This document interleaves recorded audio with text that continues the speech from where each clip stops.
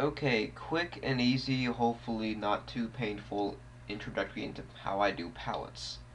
Alright, I've already done all my animation, and I've already made everything into storyboard using Steps Storyboard Builder. What I do is, I usually take the storyboard that has the most colors in it. Typically that's either the attack or the death storyboard. What I do is, in Photoshop only, I take it, mode, change it into index color. What I do is I have the program do local adaptive, and then later I change it to custom so I can pick out the colors myself. Comes out this little random thing. The program picked the colors itself.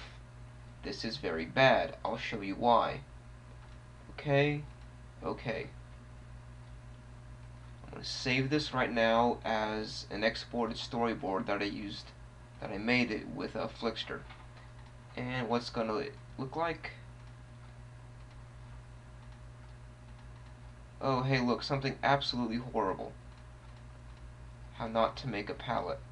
So instead of the blue, everything else is changing colors. That's bad. Go back to Photoshop. Do the same thing again. Index color. Custom. What I'm going to do is I'm going to load a previous one that I had done. And I want to explain what it all means.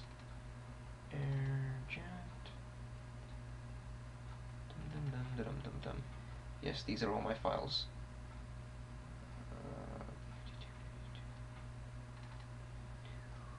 Modern gray.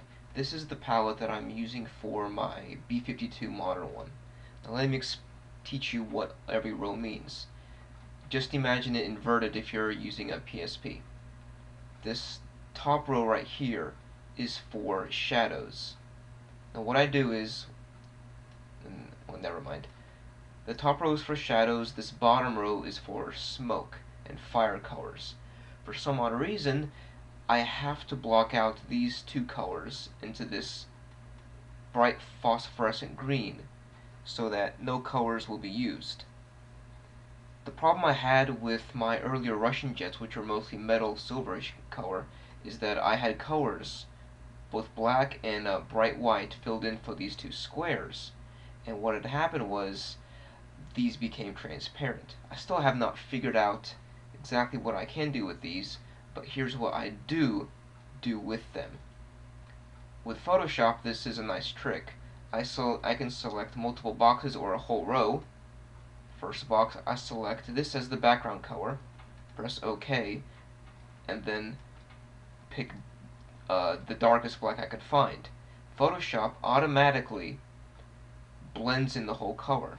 I'm going to do the same for the smokes. Select white, OK, and then select the magenta for the background color. I'm going to go back over this. I'm going to select this nice bright phosphorescent green, because that green appears nowhere in my storyboard, so I won't have to worry about it. These boxes right here are for the colors that appear in my storyboard that I don't want to have civ-colored shadows or smoke or anything. These boxes and rows down here that I blocked off as a bright phosphorescent green are actually part of the civ color palette, but unfortunately I don't know how they work correctly because it goes by every other column. So in order not to mess with them, I've just completely ignored them and left myself with just this to work with. Very bottom row is the civ colors. From a dark blue to a very light blue. Not white.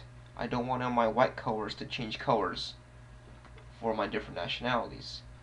Now the rest of it's fairly simple. Oops. Cancel. Just want a nice close-up view. Index color. Custom. Gotta load that palette back up again. Modern gray. And I'm just going to start picking colors and letting Photoshop do the hard work of blending them.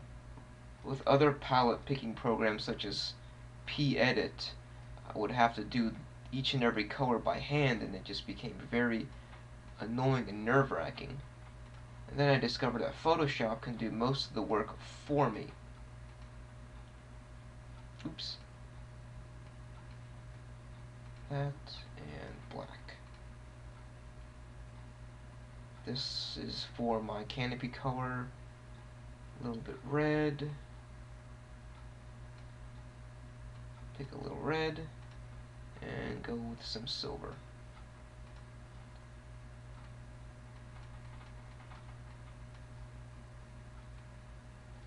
Maybe just for kicks. Just to get a nice grading shading through. I didn't pick any really fiery colors for this one because for this particular animation I just used smoke instead of fire.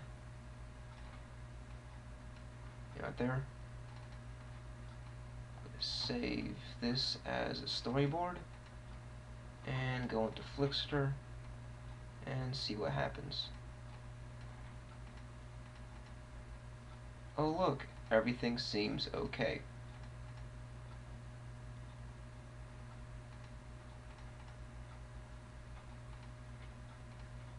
So now to reiterate. So now to reiterate what the palette is.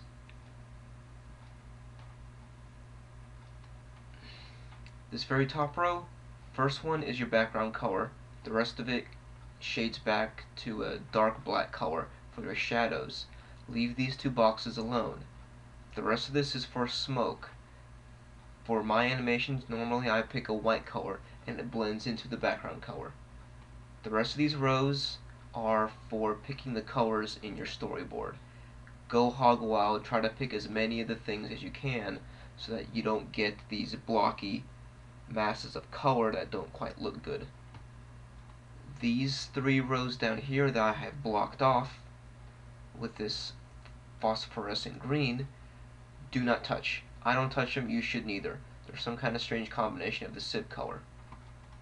And this very bottom one, from darkest on the left side to lightest on the far right, is the Civ color.